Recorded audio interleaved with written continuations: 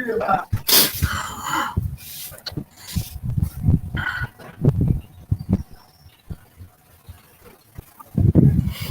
sorry guys, the network, return back again.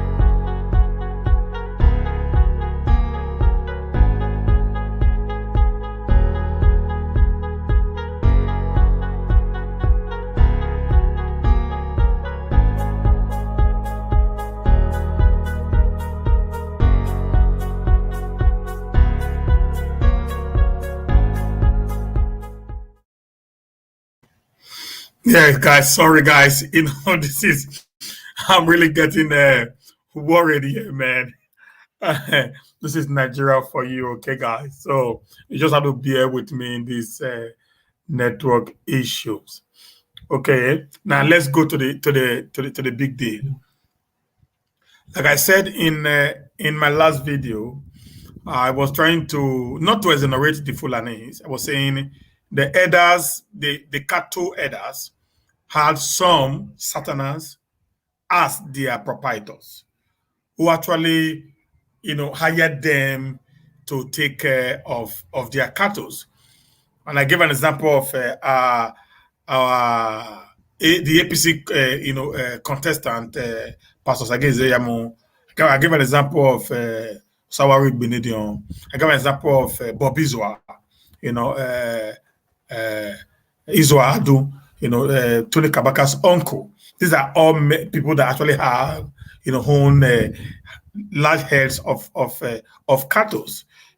So we cannot really say who are these killer, headers and all that and that. But my major worry is why should the government, whether the state government, the federal government, or the local government, get involved in a private business? That is my worry.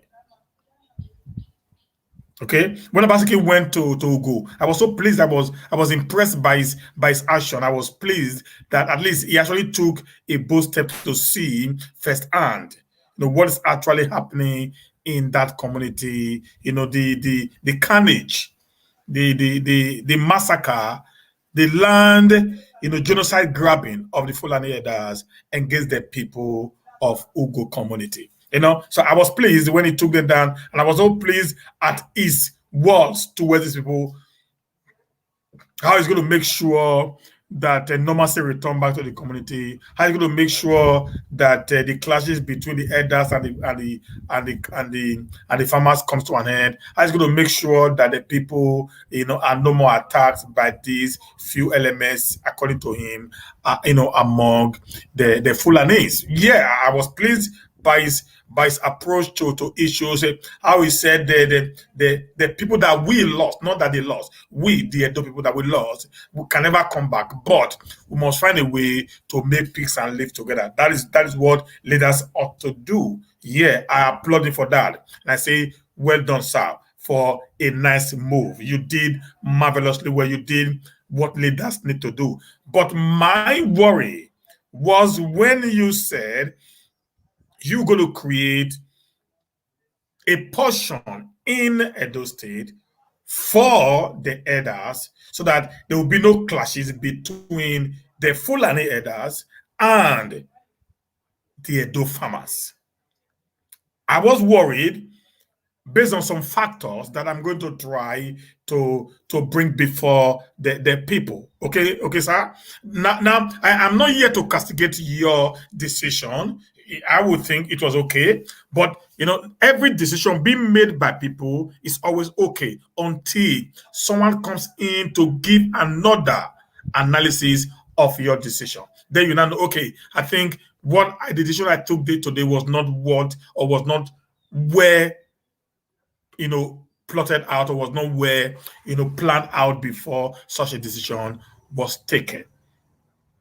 Okay, guys. Now, like I said, I watched and listened to our governor visit to Ugo community, and I was pleased with the decision to visit them with the security chiefs.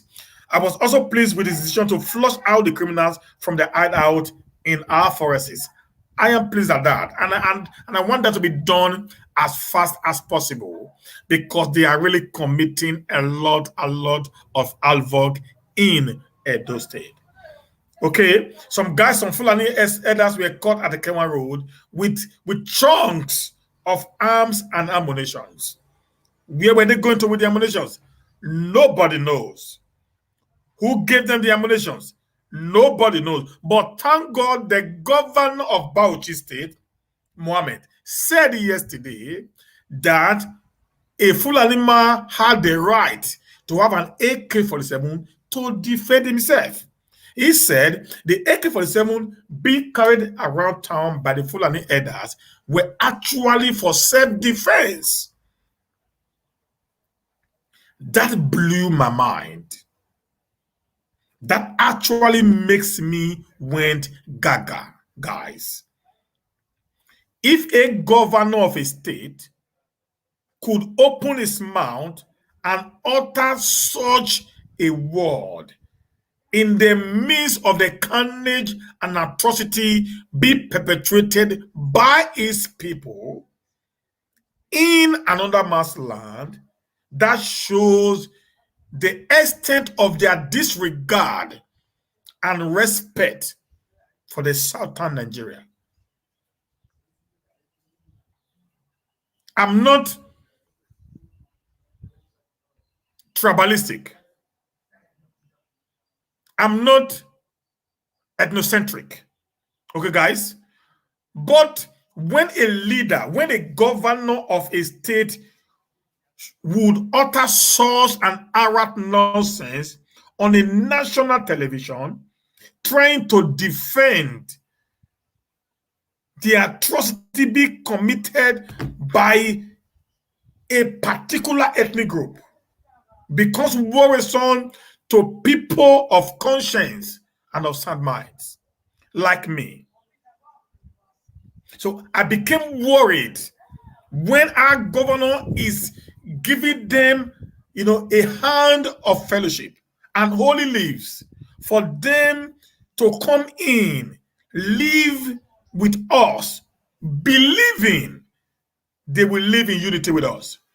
But if a governor, a man who swore an oath on the Constitution of the Federal Republic of Nigeria, nothing else amended, that he will uphold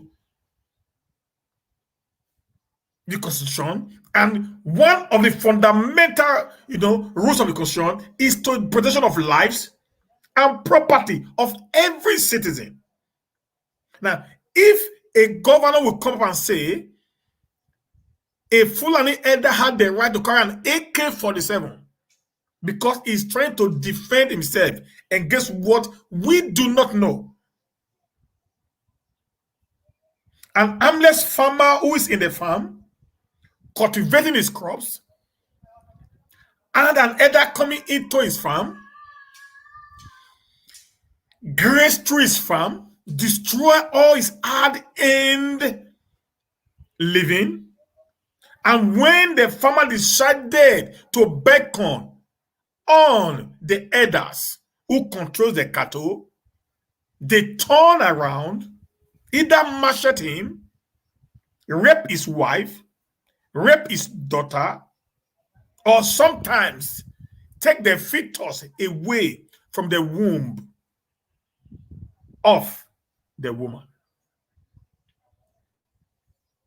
You strode into my compound. You destroyed my property. When I tried to beckon on you, sir, look at what you just did. Instead of you apologizing or being remoteful of the action you took, you decided to attack me. And your father or your leader is saying you were defending yourself against me. That the kind of defense that Muhammad was talking about is what we do not know. People of conscience do not know. Femi Adesina said, I think in 2019 or 2020, that either you give your land and live, or you keep your land and die and they still take the land. Either ways. When it was on the highest peak of the problem in Benue State, in the Middle Belt, when the elders were actually rampaging like a wild animal within the Middle Belters. Now somebody's coming to say they have the right to take an AK-47 for self-defense. For goodness sake, what are they doing in our forest? I haven't said that, guys. Now, I was also pleased with his decision, the Obaseki decision, to make sure that the police command we put at Ugo community to safeguard the community against further attack from those criminals. Okay, I was so pleased with that also, and I felt that was good. But one thing that I wasn't pleased about was his decision to give them lands to graze their cattle. I wasn't pleased when I heard that. That part of it struck me. The reason was this: why should he give the land? What are the reasons why lands should be handed over to this group of people? The reason I want to know, because the first thing,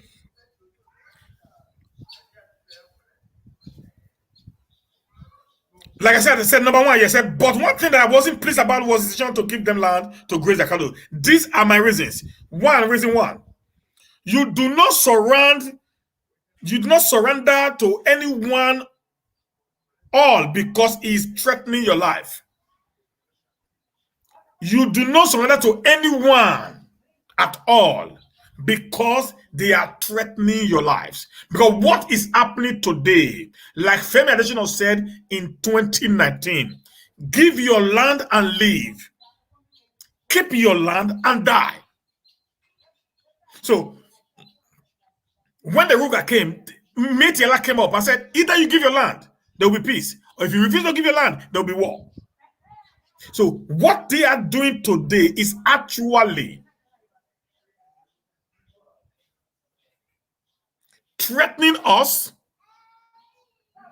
attacking our communities, the vulnerables in our communities, killing our women, raping our girls and mothers, massacring our old men and children, to put us in the corner where we have no choice than to beg them for our lives. And by so doing, they will give us a condition for there to be peace. And the condition is, give us your land. We need a land to graze our cattle. So I do not know why the vacancy governor should fall for such a gimmick of these guys. They are doing this so that you will succumb to their demands. In the 21st century of today, cattle are no more reared nomadically. Every livestock is now be caged in a confined environment where proper treatment are not be given to them. So I think what the government would have done is to create a ranch that belongs to the government, and they will come in there and hire the space and pay for it. Or a private investor can be contracted to build a ranch if these elders and their proprietors refuses to do same. There should be this environment whereby something should be created. Otherwise, others will come in there, they will take their cattle in and allow their cattle to stay there. Rather than we giving them lands. If you give them land, are you going to fence the land for them? Are you going to give them means of water? It means you're going to give them all the basic amenities from the taxpayers' money into a private business. That is one thing why I am not in support of giving any inch of the Edo land to the Edas. Many of us are farmers in Edo State. We were not giving lands, we actually bought with our money. We faced with our money. We put all the social amenities in the farm with our money. No compensation, not even a kobo from the government, whether the federal, state, or local government. So why should some set of businessmen be treated as the king while others are being treated as second-class citizens in a nation where we call our own? This is not right. It is absolutely wrong, guys. One reason is this: if you do that, it will never end. If you give them land because they threaten you, it will never end. Whenever they needed something from the government, they will attack and cause mayhem, knowing fully well that they will be granted their request. This is the system they are operating. Attack the people, cause some kind of chaos. The government comes in, they make a demand on your land. This, for goodness sake, this is a private business. It belongs to some group of people. It is not government owned. They sell these cattle to us. We buy and we consume these cattle. They don't give it to the community for free. They don't give it to the government. Even when government needed the cattle, they buy from them. Then why should the government then give them land for free when at the end of the day they are going to raid the cattle and sell it back to their people?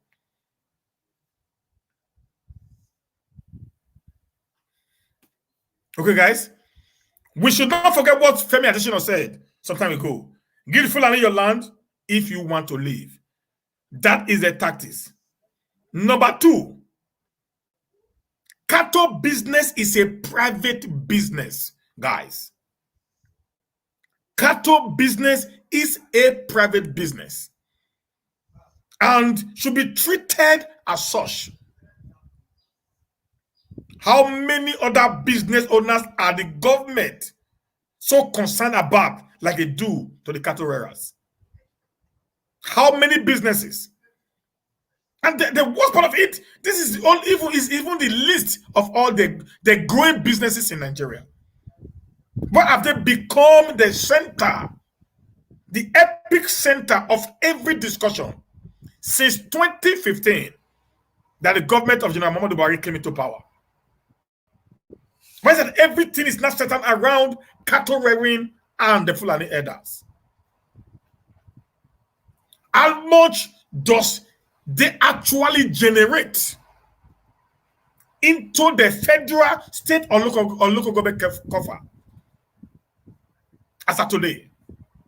Because when we put so much interest on a business, it means this business is actually giving us so much, profit in return. How much have they actually generated in the last 5-6 years since they became who they are today? What is their contribution to the GDP of Nigeria or the state where it belongs to? Okay, guys. Like I said, cattle business is a private business, should be treated as such. How many other business owners are the government so concerned about like they do to the cattle rearers? It is very worrisome that when these killers strikes and kill our people, instead of the government to come out on them, they will begin to promise them heaven on earth. Are we slaves in this community of ours? It's a question. It's all over the federation. It gets some of us worried. Somebody comes to my community, kill my people. Then what this federal government would do is to come on air and say, you need to give them your land. You refuse giving them your land, that's why they are killing you. That is their answer. And that is worrisome to people like me. They walk into your farm. These elders are not daft, guys. They've been in circulation for years. Even before I was born, there have been a fulani elders around town. Cattle have been moving around the city of Benin from time immemorial. Cattle have been in our villages hundreds of years back. Even before the amalgamation. That's why they have what they call the cattle route. They never graze on people's farm. I remember when I was young, I normally had, a little farm on the roadside to my father's house. Cattle normally come. We don't even chase them. They know where they are. They never graze on people's farm. Why has it not become a recurrent decimal today? That every time you hear is a cattle rearer going into a barn. A man in Auguste said they went into his corn barn, maize barn. And the guy began to break down the bags of maize for the cattle to feed on. And when he does such a thing, and the man would decide to raise his voice, will be threatened, macheted, sometimes gunned down. And when they do that, for the government to come out and hit them so hard for becoming a nuisance to the society, they will begin to promise them heaven on earth. Asking them what do they want for them to allow peace to reign. They'll begin to demand for your land as a compensation for them not to kill you. Don't forget what Nasir El-Rufai said, the governor of Kaduna State, around 2015, 2016, when there was also a high killings in Southern Kaduna. He said he went as far as to Manly to pay these bandits to stop coming to kill his people. Are we slaves in our own communities?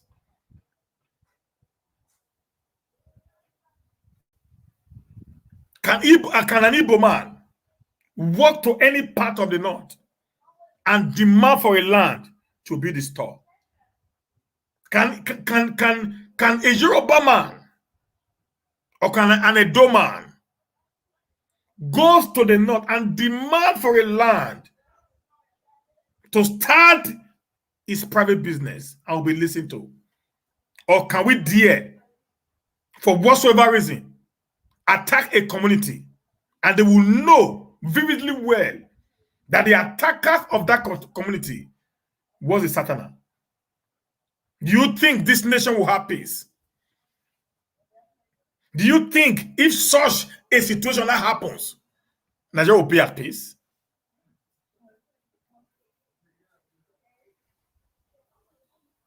But they do this to us. Sorry, guys, I'm getting sorry there. Okay.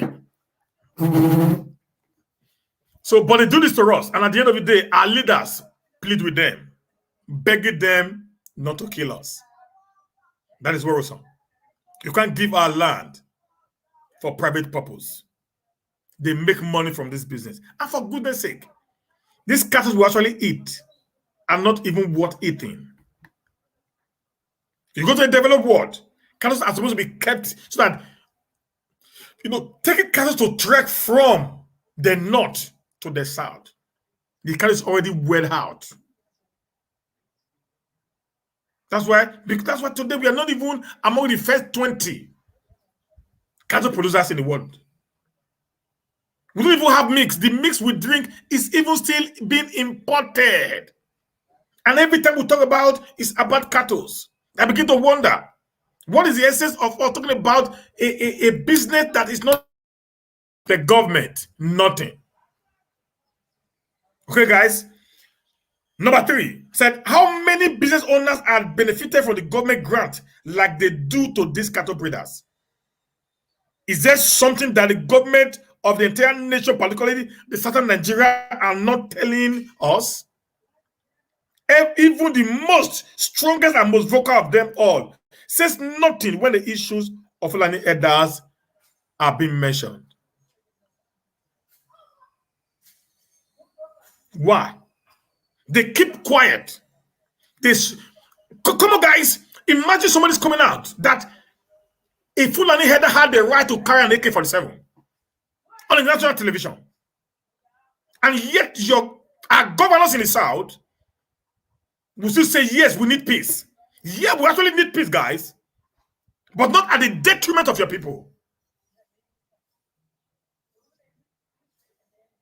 If someone can wake up and say they have the right to take a gun, that shows they do not actually need peace. If they graze their land within the designated area in the forest, no one will attack them. No one will talk to them. But the moment they decide now, they don't graze on land, they graze on people's farms. They know they are farmers, for goodness sake. They understood the difference between a forest grazing area and a farmland. They walk their cattle into someone else's farm and they use their cutlass to cut down people's produce in the farm and allow the cattle to graze on them. And when you try to react, they struck hard and they attack your person. But while our leaders in the South are keeping quiet, particularly our governors, while they being mute, then the North are always in defense of what these killers are doing. But our people in the South, they seal their mouth. Rather, they want to play the gentleman, want to play the good guy. What is the reason behind that? Why are they always wanting to show that they are more accommodating than these people? Thank God for Ganduje, who says there should be a ban on food importation of cattle from north to south. That every cattle that should be imported to the south must be through the legal means, which is through transportation. That's what is done in the civilized world. And Kaduna State Governor said, Nasser El-Rufai, few days ago, he said, nobody should ever negotiate with bandits and these, Fulani killers. Nobody said they should be treated like an animal. While negotiating with them by giving them grazing land in our communities after they have killed and maimed our people. Number 4, I said, is it possible that a certain Nigerian businessman can go to the north and go against their rule and he or she will still be pampered by the government of that state? Is it possible? Then a certain Nigeria will go to the north and a Doman will go to even to that Bauchi where that idiot governor came from and go against the rules. We know how over 200 million naira worth of alcohol was destroyed in Kano State or Katsina. I don't know which of the other one. We also knew how an hotel of another certain Nigeria, they said because they want to do in Katsina State, they want to do a sex party, was raised down within the twinkle of an eye. Hundreds of millions of naira worth of property was raised down by the government because they say it is against what they believe. Do they pamper us when we go against their rules and regulations in the north? If that is not the case, why do our leaders always make us to feel as if we are less important in the southern part of Nigeria?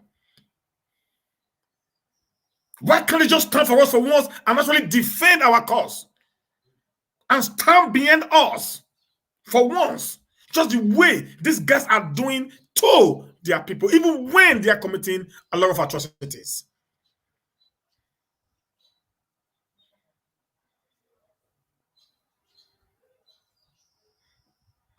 So why are the certain governors of Nigeria afraid to say the obvious? Is there something they aren't telling us? Is there something they are actually keeping away from us? Are they scared of something that we do not know? These are questions that are begging for answers.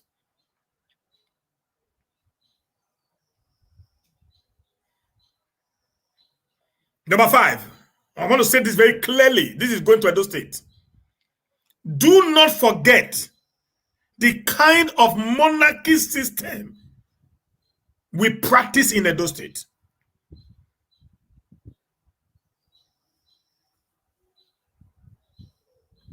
We do not compete with other monarchs around its territory. We do not do that. So we know there is Shaik or wherever in Ibadan. There is one now in Enugu. Everywhere you give, a space to a Fulani man, after a few years, they will bring their own king into that community. Go ask the Shatan Kadunas how they lost their identity. Where today, the highest chief in the first class chief now in Satan Kaduna is a Fulani chief. I'm not, like I said, I'm not ethnocentric. I'm just stating the obvious of what had happened in the past. We should not allow history to repeat itself. The Edo State system, the traditional system of government, is one system that is so jealously guided over a millennium on a roll. It has not been truncated by any system. So, we knew what happened in Gelegele. We know what's happening at Ologbo right now. So we should not make the same mistake. Bring importing another issue. It may not happen in our time. In the next 20, 30, 50 years, where we would have been gone. And our generations after us do not actually know the origin of these very people in this part of this land. They're going to be a stress that we will not be able to contain. So rather than giving them lands, why not ask them to stay behind? I'm going to talk about that, while I go on. What are our people actually scared? Giving a Fulani man space is an invitation for land grabbing. Go to Middle Belt, go ask them that. Which is their occupation in trade. Go to Sokoto, go ask them that. How the Sokoto lost to Usman Danfodio in the 14th century. Go ask that question, guys. In the next 50 to 100 years, they will claim that part and install an emir or a sheikh. So that's why the government should be careful and the people of the community should be careful. If you give them the land to live in, are you going to fence the land around that the cattle will not move away from the space that they will be given?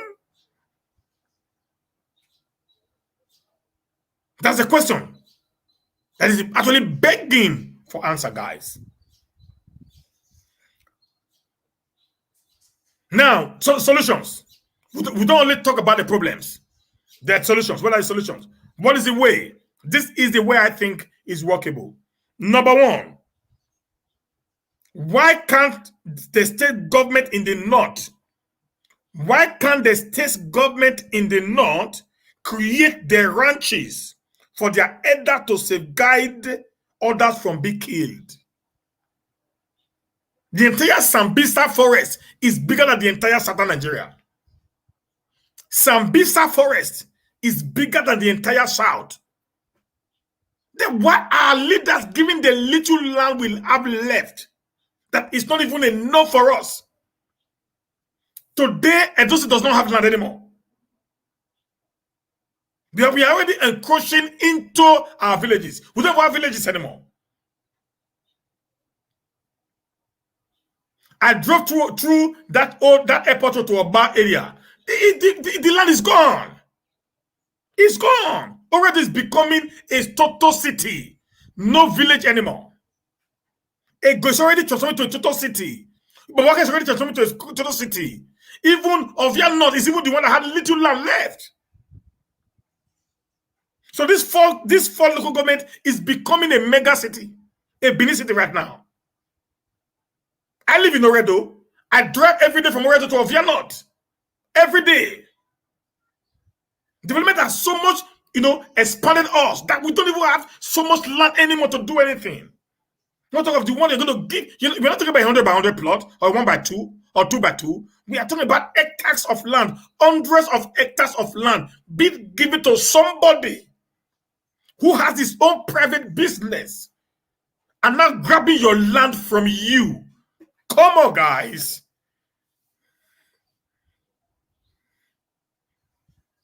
If they have such land, why can't they create ranches in the north? Why the south? Why bothering us with your private business? Will I take my pig business to the north? Will I take my brewery business to the north? Come on.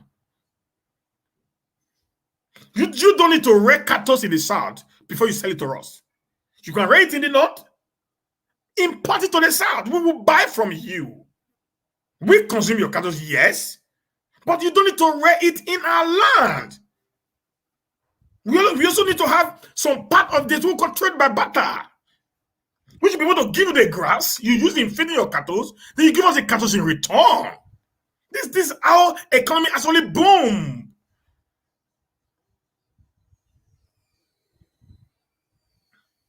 Number 2 said, why can't the southern governors start cattle feed farming in the south, which will be transported to the north to feed the cattle when the dry season should have started? With this, throughout the year, there will be sufficient feed for the cattle and business will be moving on fine. This is what is happening in the developed world. Sweden is one hell of a country that is so cold. We all know that. Very cold. During the summer period, which they're going to go into very soon, they will just plant hays. The weed they use in feeding cattle and horses and donkeys. There are people who does that. They have a large hectares of land. They plant them, they harvest them, they package them, and they sell to those people who are actually rearing these cattle, horses, donkeys, and whatever. So there is this exchange of capital, exchange of fund from year to year. Then the business can keep on going. They don't take their cattle all through the street, disturbing public peace, creating unnecessary problem, causing maim, raping and killing, destroying millions of crops in people's farm or barns, creating panicking, creating tribal division, all because of one business. This is uncalled for, guys. Number 3, solution. Ranches are not grazing routes. Ranches are not grazing routes, but a farm built to keep and take care of cattle, just like we do to pigs and other livestock. So if government decides to give them lands to stay, who will then feed the said cattle for them? Since after a certain period, the grass in that location would have been eaten up by the cattle. This is a question. I said ranches are not grazing routes, They're not open feeds, but a farm built to keep and take care of cattle, just like we do to pigs and other livestock. So if government decide to give them lands to stay, who will then feed the said cattle for them since after a certain period? The grasses in that location would have been eaten up by the cattle. So we must think. Giving them land, you see, it's not the solution. It's abstractly not the solution, guys. Number 4, why not ask the owner of these cattle to only transport them to the south when we need them? Why not ask the owners of these cattle to only transport them to the south when we need them? In the developed nations, cattle are rare at the outskirts of the country. At the outskirts of the country and transported to the big city for consumption only. In the developed world, animals, not just cattle, animals are reared in the outskirts of the big cities. And when they are now ready for slaughtering, they are being transported to the big city for consumption purpose only.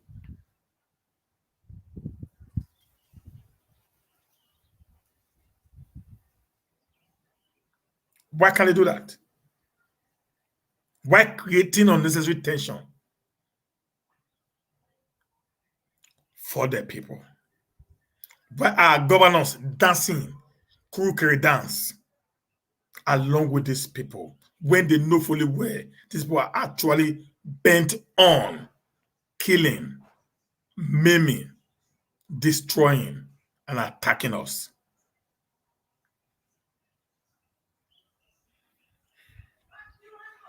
Number 5, the owners of the cattle should not be the seller to the final consumers. Go abroad, guys. Go see how they do it there. The owners of the cattle should not be the seller to the final consumers. Let there be an wholesaler in the middle who is most of the time should be an indigene of the states where you are coming to. They buy from you, they take it to their own ranch and kept them there before it is not being killed or sold to the final consumers. Just like the way they do in the Aduwawa and other parts where they sell cattle. Let that be the solution to this problem. Put them in vehicles, take your cattle to Aduwawa, offload the cattle at Aduwawa there, everyone will go there and buy.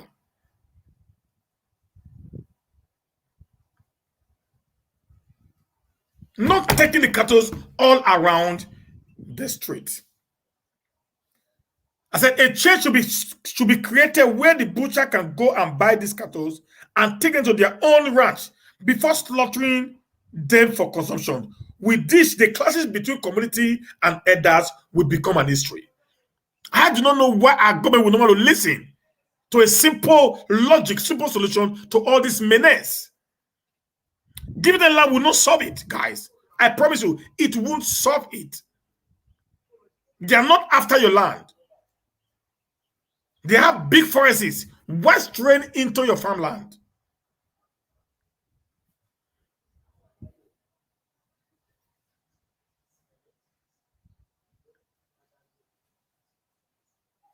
Because if this is not done, we now have what we call the cattle owners, the first set of people. Then after that, we now have the ranch owners, people that have ranches now. Then after the ranch owner, we now have the feed farmers, people that produce feed for the ranch owners. The cattle owners will sell the cattle to the ranch owners. The feed owners will sell their feed to the ranch owners and the cattle owners. They will now have what we call the big sellers.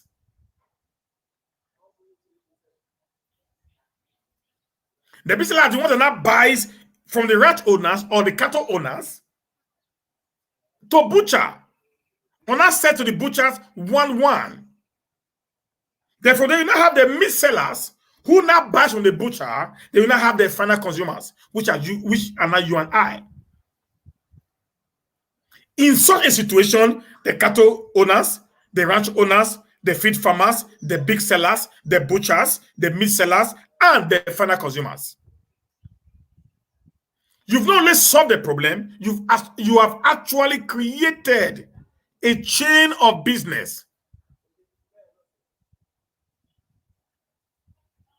that everybody will now become a beneficiary of this kind of business. So when you are a cattle owners, you have your own where you train your cattle. Then the guys who is if you're training in the north, the guys in the south will come there and buy 2 trailers, take it to his own ranch, where these cattle will now be offloaded in thousands, in hundreds of thousands, depending on how much you have. The big sellers will not come in and buy from you, maybe in hundreds. Then the butcher will not go there and buy from him one by one. Then the meat seller will not buy part and parcels of the bush of the full cattle that have been butchered by the butcher. Then the final consumer will also come and buy bits and buys from the meat seller. Everyone will not make a gain. It will not be a chain of business. This is the way out, not by giving them lands. We don't have the same culture. We do not have the same thinking ability. So it's very difficult for us to be able to coexist in the same community with people that is not of the same like mind as you guys.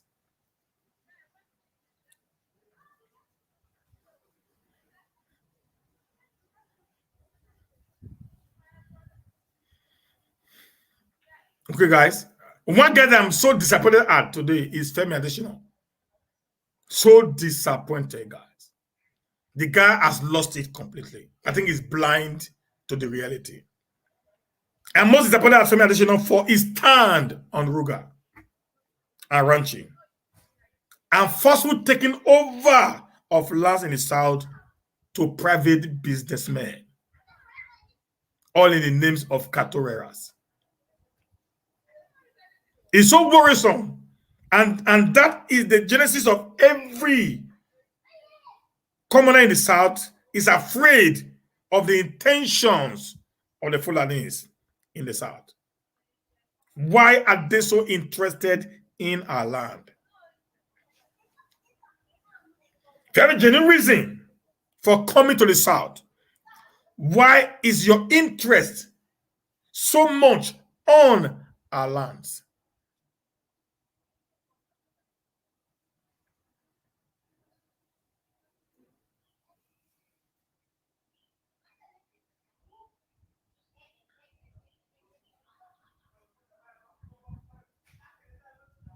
Said this had never been until the political class started painting a different scenario to us that for us to live, we should give up our lands. For us to live, we should give up our lands. Since that came, it has become a recurrent decimal.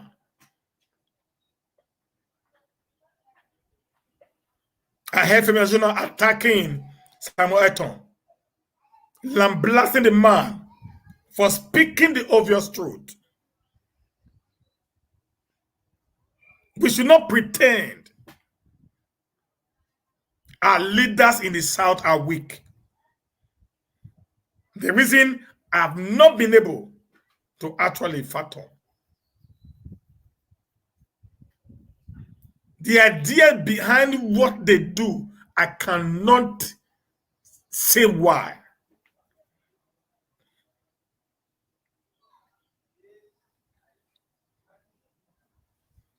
And I must say this again. Gandoje, the governor of Kano State, has actually made a remarkable point about the transportation of cattle to the south. That is the beginning of the solution. And I would have expected every southern Nigeria to queue behind the decision of Gandoje that no cattle rearer should transport their cattle by foot from the north to the south. Because every cattle that comes in through a trailer will meet a checkpoint where the owner of the cattle will be identified, and each cattle should be given a number, an identity number.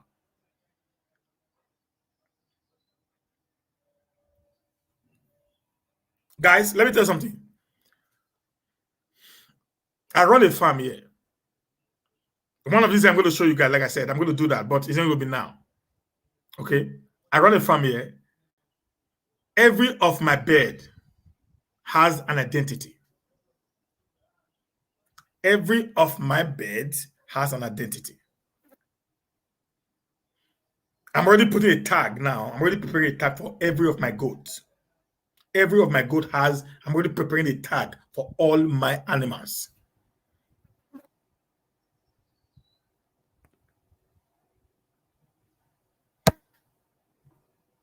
Yes, guys, I'm already preparing a tag for all my animals.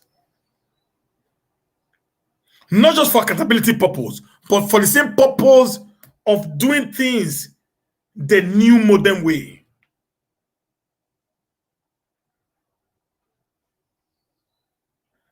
I plan going into a cattle business in the nearest future. I bought some acres of land in a village very close to the river. I already had my plan on how I want my business to be. I would not want to entrench, go into somebody else's land, kill people because of their own personal gains. Because I'm not crying to the government to help me right now. I'm even struggling. I pay for the land. I don't have money anymore. I left it there. Okay, I've already bought that. That's okay. Let that be there until I get money to do what I need to do. Going to Niger to buy cattle is cheap, man. These smaller cattle, I can get them for 70,000, 50,000, and import them into Nigeria. If I buy 10 cattle right now, 10 cattle and bring them in, I'm already done for business. Then I will allow hire fulani that will be giving one cattle to in a year if the cattle born, which is 200,000. And such a fulani is not being introduced into a business whereby in a month you get 1 million naira. And you will not think such a man want to return back to the 200,000 naira in a year or 1 million naira in a month. The reason you see today that the atrocity they are committing is not ending. It's because these Fulani elders are actually slaves to these proprietors. They give them one cattle in a year. At the end of the year, where they are going with this cattle, the cattle will get pregnant, deliver, get pregnant, deliver, get pregnant, deliver, as many as possible. At the end of the year, these guys will have one cattle as their reward for the whole year of living in the forest. Then, when such a guy now gets an opportunity of now belonging to a group of people who now introduce them into this deadly heart of kidnapping, maiming, and killing of people, and they now be paid 1,000 naira in a million naira in a month. How do you think these boys will return back to the old way of making 200,000 naira in a year than making a million naira in a month? When I say I don't blame this guy so much, there are people like Mohammed, the governor of Bauchi State, is one of the sponsors of this Fulani, these elders. For him to say they're actually using it to defend themselves.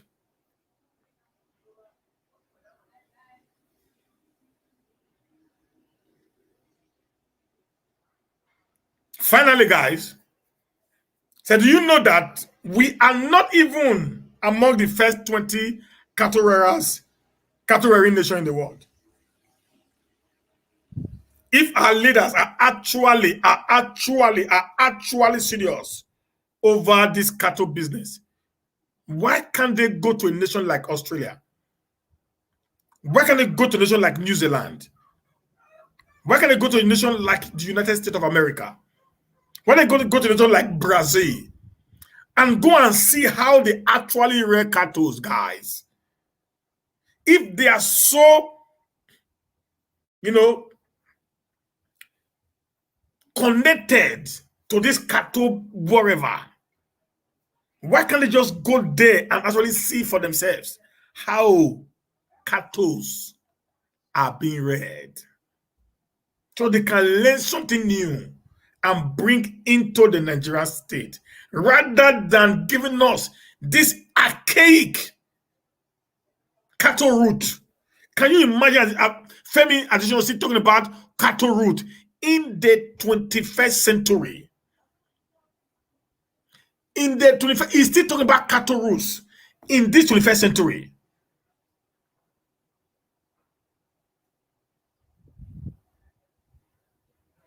How backward and barbaric that guy is.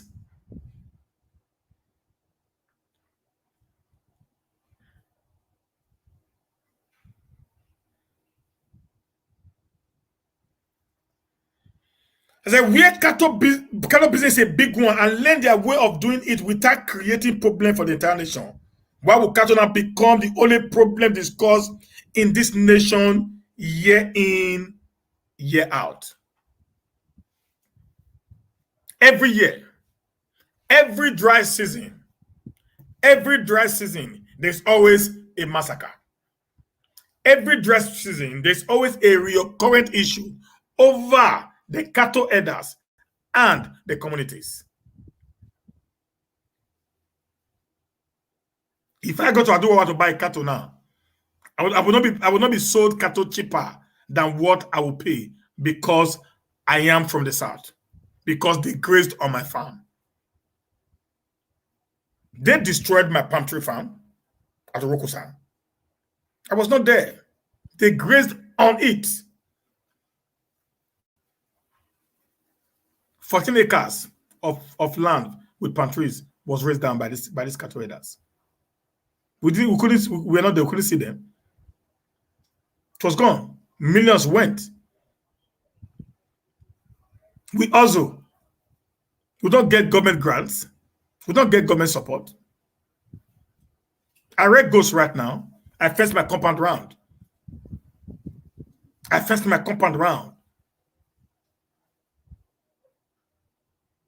I buy food to feed them.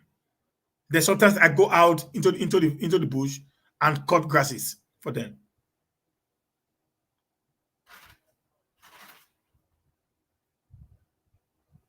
I buy foods.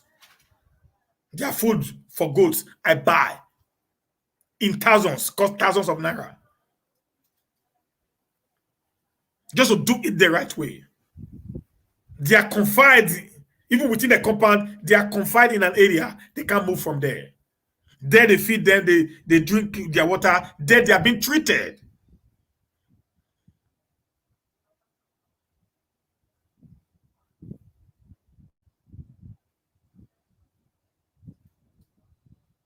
If the government is serious about what is actually transpiring in this nation, they should do the right thing.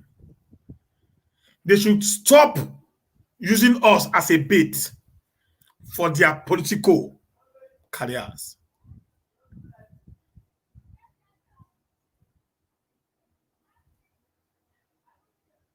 Edo State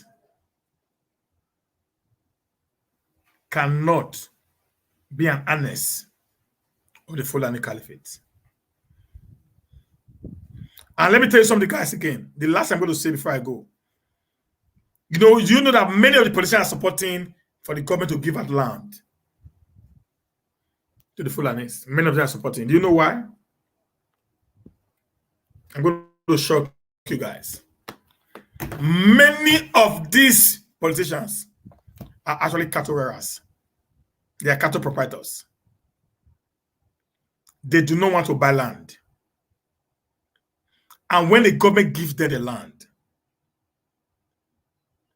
as a ranch,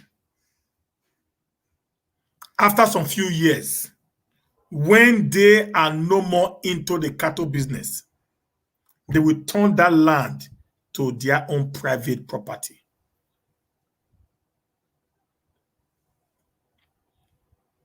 If you think I'm joking, go to Sata Kaduna and ask some people there.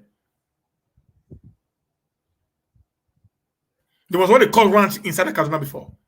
Those areas today, mansions are being built inside by government officials who, God knows how, they took over those lands. It is the same thing that they are doing.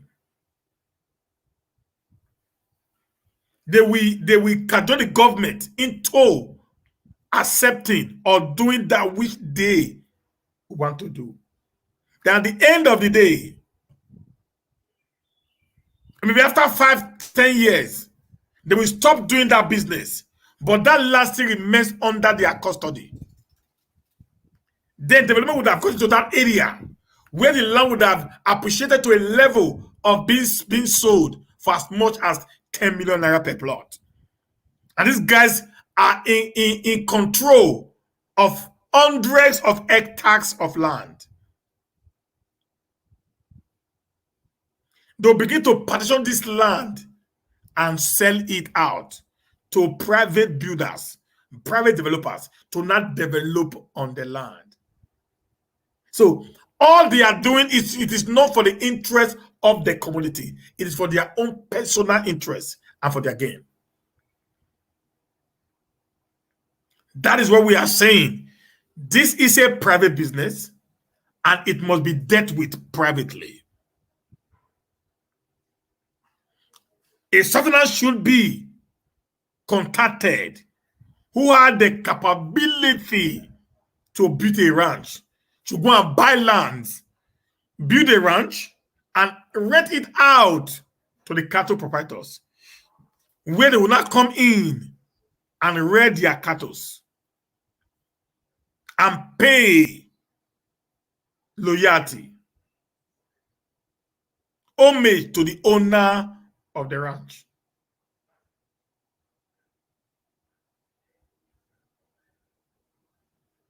The Obudu Cattle Ranch, we all know today, it has become a private business.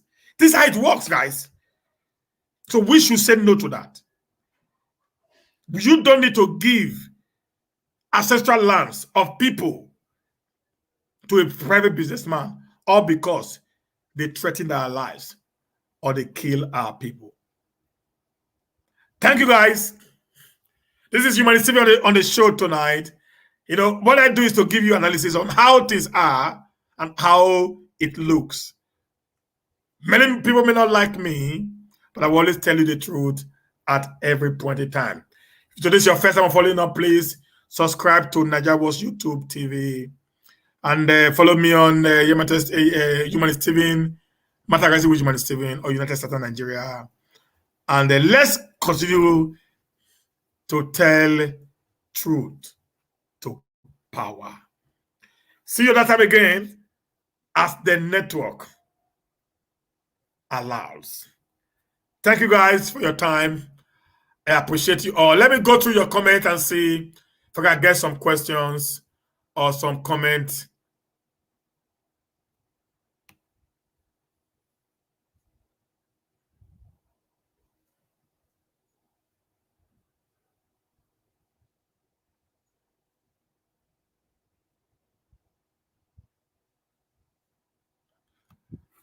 You that is talking, you are number one man for plus or four. Where is your member? Yeah, I was number one man for 4+4, and I can never deny that. Like I said now, what Obaseki had done now, very few certain governors have done it when they have an attack. Okay, SARS. He went to the village He said he was going to flush out those criminals from the forest. He was there with the commissioner of police. He was there with the GCO in Benin and many other senior security, guys who were on ground with him at Ugo community in Odiomo local government. So what I was discussing is completely different from what you are saying. I am saying for him to give them land, he should contract other people to build their ranch. He's looking for a solution. So he has done marvelously well. He has put on earth the rampaging of these mad guys. Okay, so that has nothing to do with 4+4. If you talk about development, like I said, Obaseki has done excellently well.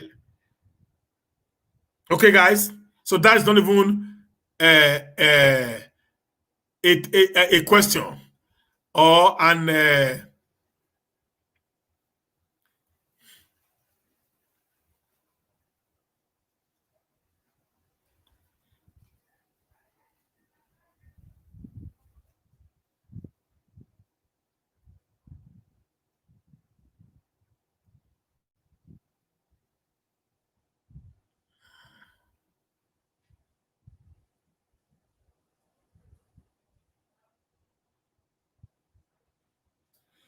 yes, Sister Grace Omo. That's the worry there. Our governor just seeing them as being.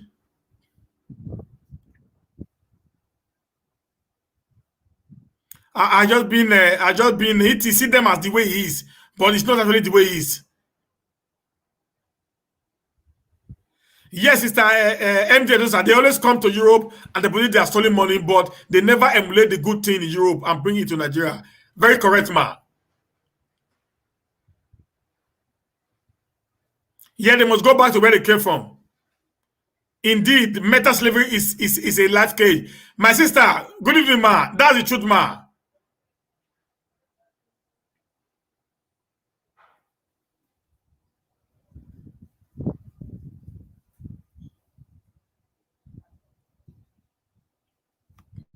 Bramonde,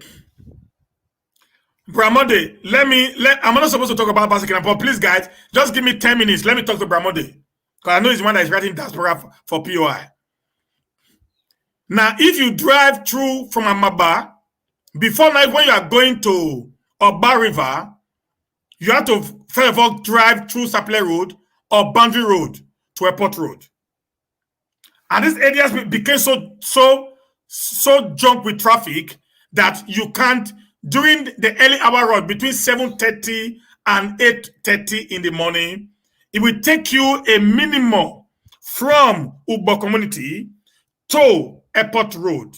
It will take a minimum of 45 minutes, which is naturally a 10-12 minutes drive. Now, when I came back this year, one of my friends around drove me from Amaba through Ogunwoyi straight to ADP, that's Iyokoba Housing Estate, down to Oba River. Then we had little potholes, between the end of Oba River, on the upper airport road. But between that Oba River and the upper airport road, you will see yourself at the Kewan Road.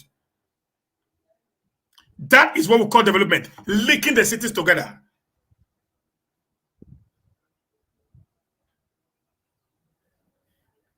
Okay, that is sometimes we try as much as possible to paint things wrongly, even when we know it is the right thing. That is called development. That's what I've seen. Now, whenever this killing, Curtis killing, you guys were actually on the governor. But today, it has reduced to the barest minimum. Nobody praising for that. I have encountered this vigilante. I don't want to talk about them. I have encountered them 1 or 2 times. And they are doing marvelously well. In every society, there are bad eggs. Okay? If you go to The end of that airport road, going towards the river, that place became an hallmark of kidnapping in Edo State. Practically every day, kidnapping was taking place in that area.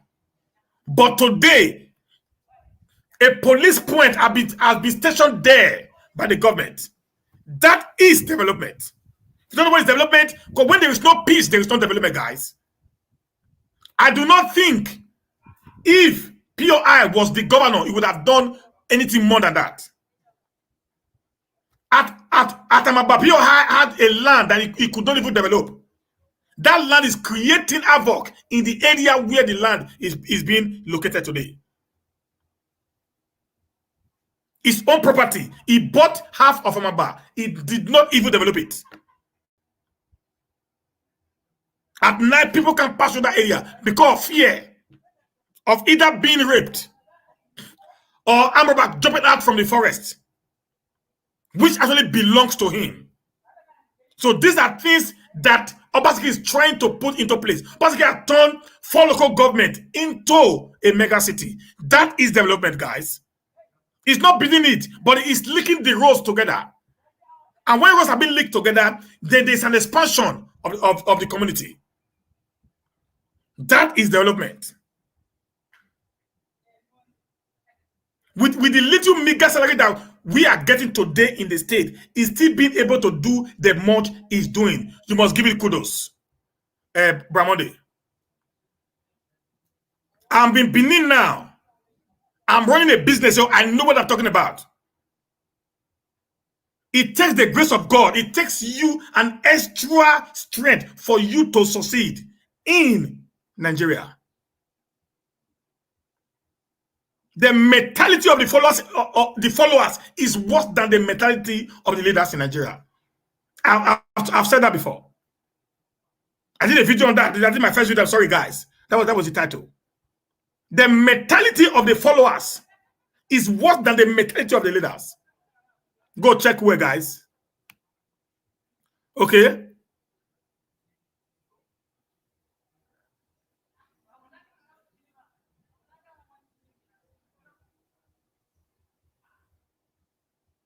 Sis, I'm really doing great. I'm doing great, ma.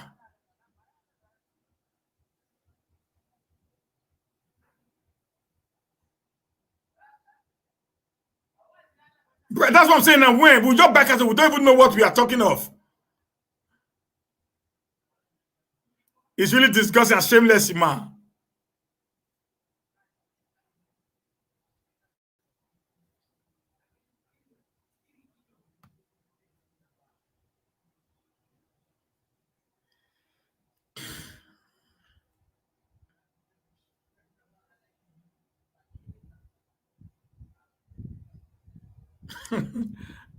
Thank you, guys. Thank you, guys.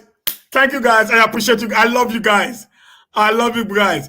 Brahmada, you leave me for you not greet me. You not greet me. Not that is, there are many. Brahmada, beg. There are many things you just go to Benin and see for yourself.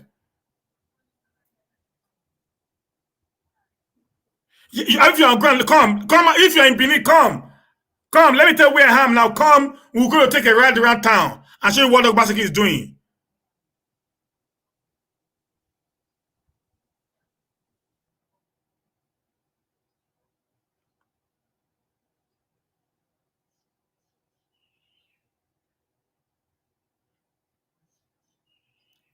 My brother, that's not my hair. I don't mind. They say I talk too much, and they're still listening. What happened to city center? What happened to city center, Bramonde? Apart from the city center, what happened there? Benin is really perfectly well, sir.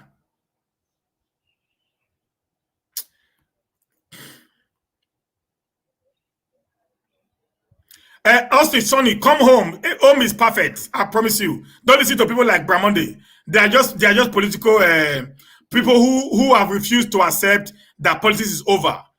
Okay, that's the truth of matter. The city, nothing's happening to city center. I drive through there every day. I just drove in not quite long ago from the city center. It is working well. Yeah, there is darkness in the land. That is not only in Benin, it's in every part of the nation. So the great today, the great today, the great today, the power great today belongs to the federal government, not the state government. So if it does not belong to the state government, there is practically nothing the state government can do to generate light. Even with the Oshoma power plant today, go and see what Obaseki is passing through from this EBDC or whatever. Please let's leave sentiment aside and face it now.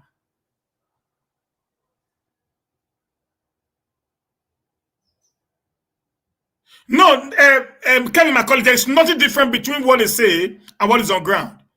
You guys know me, I'm the guy, I tell you the way it is. There's no difference between what they say and what is on ground. Okay? The lighting system is being put to government government centers, and they are power 24 hours in a day. And people also live around those areas also get light 24 hours. Most people live in the airport road area, they get much light. So that is there. Then, so instead of development, kind of roads, I would say Obaseki has done excellently well. He has done comes to kind of roads. Because I've been able to drive and beat that Adesuwa Junction, beat Satana Market while I'm coming into GRA. I've been able to do that.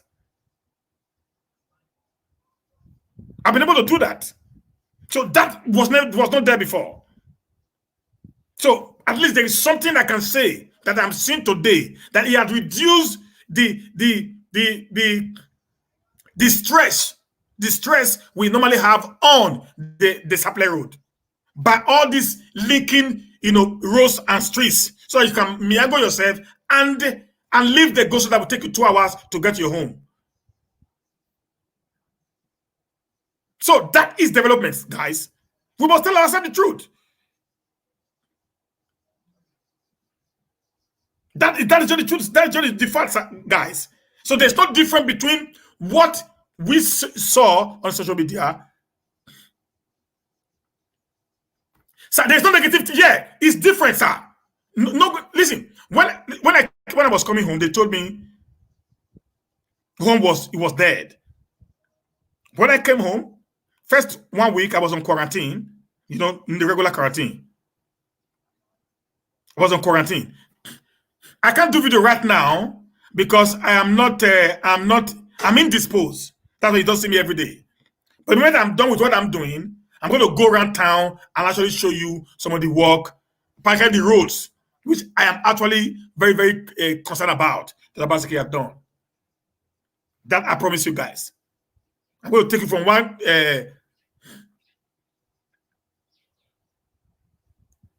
I'm going to take it from one angle to another. Edo is peaceful. Edo is peaceful. When we say there is peace in Edo, let me tell you something. Even in the Western world where you live in, there are cups of issues here and there. That does not mean the state is not peaceful. Compared to what we witnessed late last year to early this year. Okay, I'm here live, guys. Thank you, guys. I need to go now. See you guys tomorrow. Have a blessed day, guys.